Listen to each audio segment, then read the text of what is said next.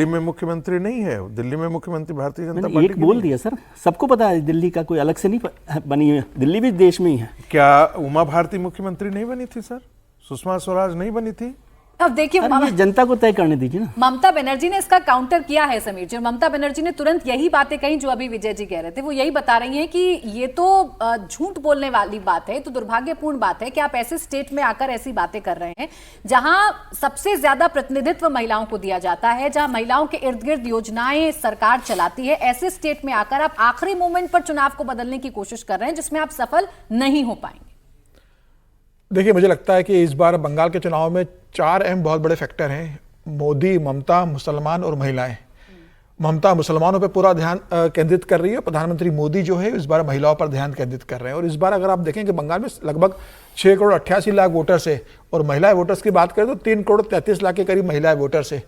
3 करोड़ 33 लाख महिलाओं को सीधा सीधा प्रधानमंत्री मोदी अपील कर रहे हैं।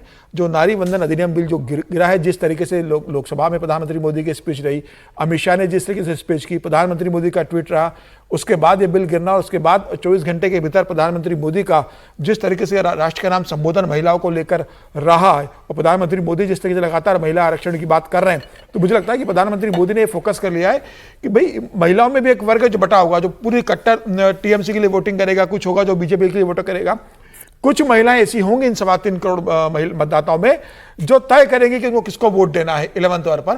प्रधानमंत्री मोदी का ध्यान उसी वोटर्स की तरफ है जो फर्स्ट टाइम वोटर हो सकता है, जो तटस्थ वोटर हो सकता है, जो देख के तय करेगा कि मुझे किसको वोट करना है, वो किसी का खास वोटर नहीं है। प्रधानमंत्री मोदी पूरी 3.25 करोड़ जो महिला बंगाल की वोटर्स उन पर फोकस कर रहे हैं। और प्रधानमंत्री मोदी जानते हैं कि इस बार महिला वोटर अगर थोड़ा सा भी प्रधानमंत्री मोदी के इस आह्वान पर स्विंग हो जाता है, और नारी वंदन बिल को गिराने में जिस तरीके से विपक्ष ने भूमिका निभाई, उसका ठिकरा जिस तरीके से केंद्र सरकार कांग्रेस के ऊपर, टीएमसी के ऊपर फोड़ रही है, अखिलेश यादव पर फोड़ा जा रहा है। अखिलेश यादव और बाकी तो बाद में भुगतेंगे, पहले तो ममता बनर्जी को भुगतना है इसका परिणाम। तो अभी मामला लोहा गर्म है, लोहे गर्म पे आप हथौड़ी चलाओगे तो उसका असर तेजी से होगा। तो प्रधानमंत्री जानते कि मामला गर्म है, बिल अभी भी गिरा है। ममता बनर्जी को भी महिलाओं की नजरों में गिराओ कि इस महिला मुख्यमंत्री ने महिलाओं के बिल को पास नहीं होने दिया है, और प्रधानमंत्री लगातार उस पर आक्रामक रहेंगे। मुझे लग रहा है कि अगर उसका थोड़ा भी असर होता है तो 3.25 करोड़ महिला वोटर्स हैं।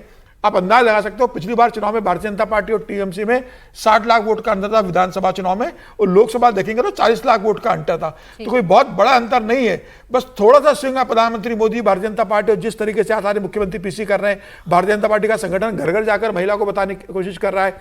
महिला मोर्चा भारतीय जनता पार्टी की बंगाल में जिस तरीके से घर घर जाके बताने की कोशिश कर रहा है, अगर ये प्रधानमंत्री मोदी की कोशिश सफल हो जाती है तो मुझे लगता है कि महिला ही भारतीय जनता पार्टी की सरकार बना देंगी। सिर्फ ममता ही नहीं सर, अखिलेश यादव का नाम लेकर भी प्रधानमंत्री बोल रहे हैं, और उत्तर प्रदेश में 2027 के चुनाव को अभी से सेट करने की कोशिश की जा रही है। आज बाकायदा मुख्यमंत्री योगी आदित्यनाथ ने भी इस पर पीसी की है।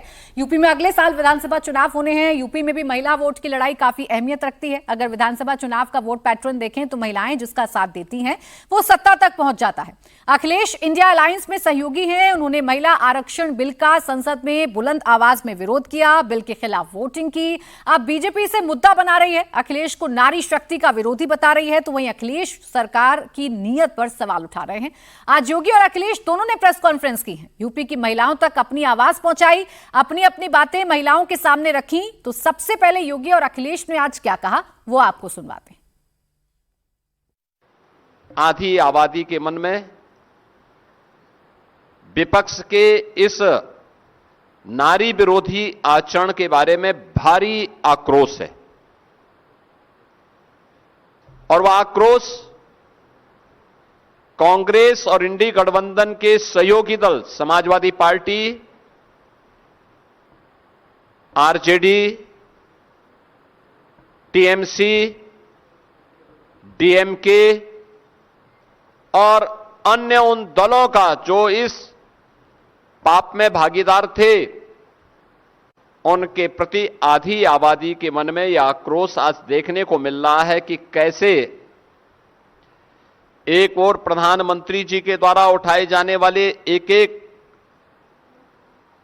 समाज के, देश के हित में जो कदम उठाए गए हैं, उन कदमों में कैसे बैरियर के रूप में और उन कदमों को आगे बढ़ने से रोकने के लिए इंडी गठबंधन किस हद तक जाकर के षड्यंत्र करता है। जनता के बढ़ते विरोध और आक्रोश से ध्यान हटाने के लिए साजिशन लाए गए तथाकथित महिला आरक्षण बिल की हार भाजपा की हार है। ये भाजपा की बदनीयत की भी हार है। भाजपा का हर प्रयास, हर बिल या तो कुछ लोगों को फायदा पहुंचाने के लिए होता है या समाज को बांटने का छल छलावा होता है। इस बार भाजपा इस बिल के माध्यम से महिलाओं की एकता में दरार डालकर उनको ठगना चाहती थी, लेकिन विपक्ष की एकता ने भाजपाई मंसूबों को धूल चटा दी। ये भाजपा के खिलाफ देश की सक्रिय हो चुकी जन चेतना की जीत है, जिसका प्रतिनिधित्व देश का विपक्ष कर रहा है। तथा कथित महिला आरक्षण बिल के बहाने भाजपा नारी को नारा बनाने की कोशिश कर रही थी, क्योंकि महिला असुरक्षा, महिलाओं के खिलाफ बेतहाशा बढ़ती हिंसा व अपराध, महंगाई, बेरोजगारी, बेकारी, बीमारी और शिक्षा की वजह से नारी भाजपा से किनारा कर चुकी है।